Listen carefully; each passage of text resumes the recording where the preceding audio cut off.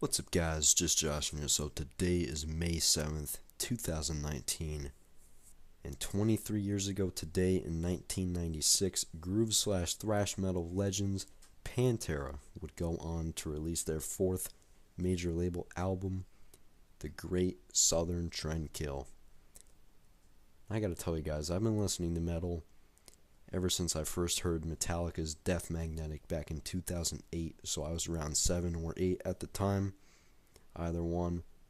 So I've been listening to metal for a little over a decade now, and now I've only recently started to broaden my horizons and listen to, newer bands that I haven't heard of or haven't ever checked out. Because for a while I was only listening to the big four. But about 2 to 3 years ago, I started checking out newer bands like Korn and Slipknot and recently Machine Head. But anyways, in all my time listening to metal, I have heard few albums as aggressive, as hateful, as angry, and as just straight up brutal as The Great Southern Trendkill. This is one of the heaviest albums ever made in metal. And I definitely think that this album is a bit overlooked by some Pantera fans. Vulgar Display of Power is great. Cowboys from Hell is great. Far Beyond Driven is great. Now, I haven't really heard Reinventing the Steel too much, but I'm sure that's great too. But in my opinion, those albums just do not compare to The Great Southern Trendkill. Yes, they are angry, but this album is straight up just dark and brutal and disgusting in a good way. With rippers such as the title track War Nerve Drag the Waters, Suicide Note Part 2, and Floods. Just every song on this album is amazing. I would have to say, I'm not too big on 13 Steps to Nowhere or Hell's Wrath, but those are just killer songs too. There is not a bad song on this album by any means. And yes, this is the 20th anniversary edition of this album, and it's got some previously unreleased, mixes. I guess you could call an early mix a demo, and instrumentals and live tracks, which is really, really cool. But here is the front art. You get the whole band right here: Rex Brown, the bassist, Vinnie Paul, the drummer, Philip H. Anselmo, the vocalist, and Dimebag Darrell, the guitarist. Now let's have a moment of silence for the Paul brothers, Vinnie Paul, and Dimebag Darrell.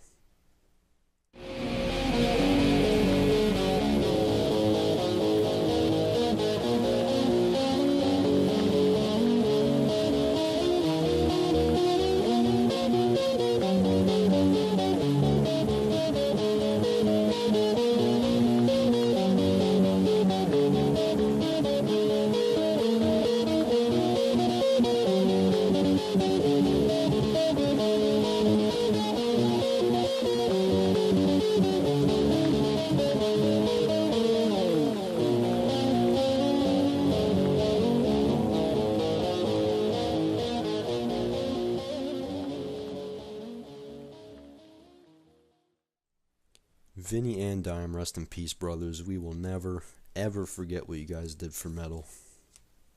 Right here you have the CDs, the discs. Very, very cool. And as far as the 20th anniversary remaster goes, you can definitely hear the bass louder, or hear the bass better rather, in some of the songs such as Drag the Waters and Floods a little bit. And Rex Brown is just an amazing bassist. You can definitely hear that better on this remastered version, which is really cool. And like I said, you got the outtakes, which include some demos, some instrumentals, and some live tracks. Very, very cool stuff. But now we're going to get into the booklet. We're going to dissect what this album is about and if it holds up after 23 years. But come on, do you really need me to tell you that this album holds up after 23 years? Yes, it fucking does. This album took aim at the rap rock trend and also the political correctness of the mid to late 90s. And we definitely have a lot of political correctness nowadays, so that's a major, major point for this album. And you could say that the core trends that could be associated with this album, you could definitely think of, you know, the core trends nowadays and the political correctness of nowadays while listening to this album. And definitely, this is a very dark album. You can hear the inner turmoil within the band and within Phil. He had a very public heroin overdose in Dallas, on tour in Dallas in 1996. And, you know, he just got some vintage pictures here of some backstage passes and some tickets. Very, very cool. And then you have the opening track, the Great Southern Trendkill. Forget about long intros, forget about boring introductions. This album just kicks you right in the cock. From second one, right when you press play on your CD player. Hopefully, you're using a CD player, not fucking Spotify. Or at the very least, an iPod or an MP3 player. You get just Phil screaming for 10 seconds straight. Blasting drums, blasting guitar. Just lyrics. For example, fuck your magazine. And fuck the long dead plastic scene. This definitely takes aim at the trends and political correctness. Buy it at a store, from MTV to On the Floor. You look just like a star. It's proof you don't know who you are.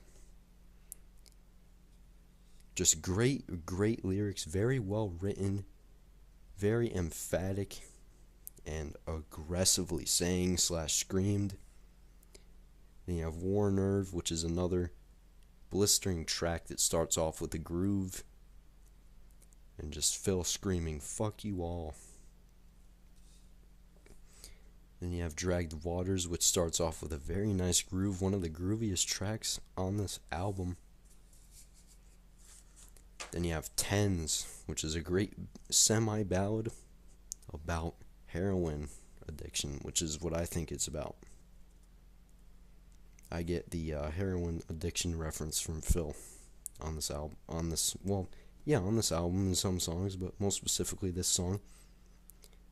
Then you have 13 Steps to Nowhere, which leads into Suicide Note Part 1, which in my opinion is the darkest song on this album. Just great 12-string guitar, acoustic guitar work from Dimebag.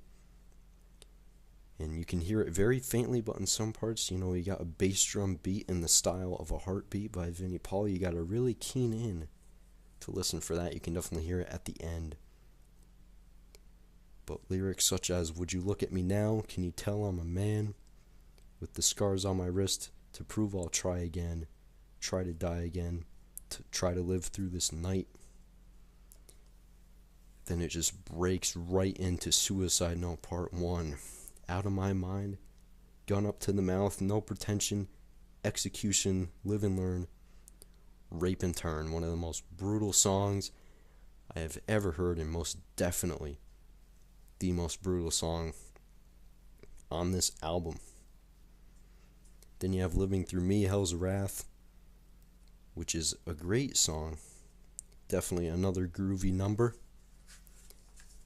Then it leads into Floods, which is about a flood, you know, just eradicating mankind.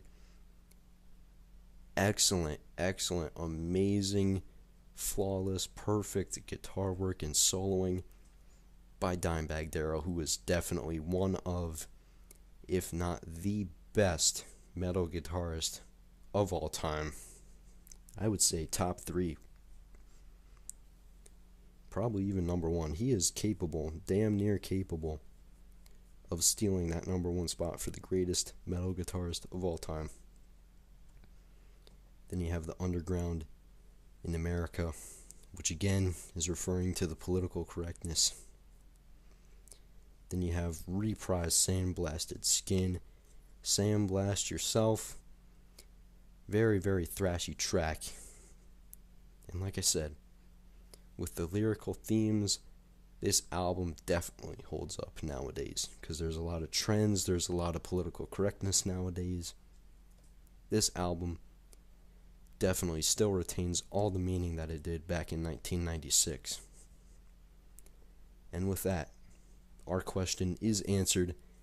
This album, without a shadow of a doubt, holds up 23 years later.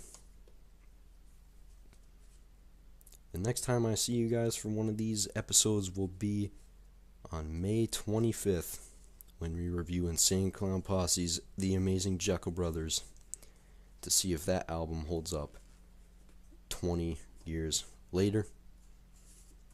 And I'm going to get out a Volume 3 review by Slipknot, Volume 3 of the Subliminal Verses. I'll be reviewing that sometime soon. But until then, guys, peace out. And if you haven't heard this album, pick it up. Listen to it on YouTube, whatever, but get this album physically. We need to keep physical music alive. Do not stream. Do not download. Support your artists and be a real fucking fan. But until then, guys, peace out.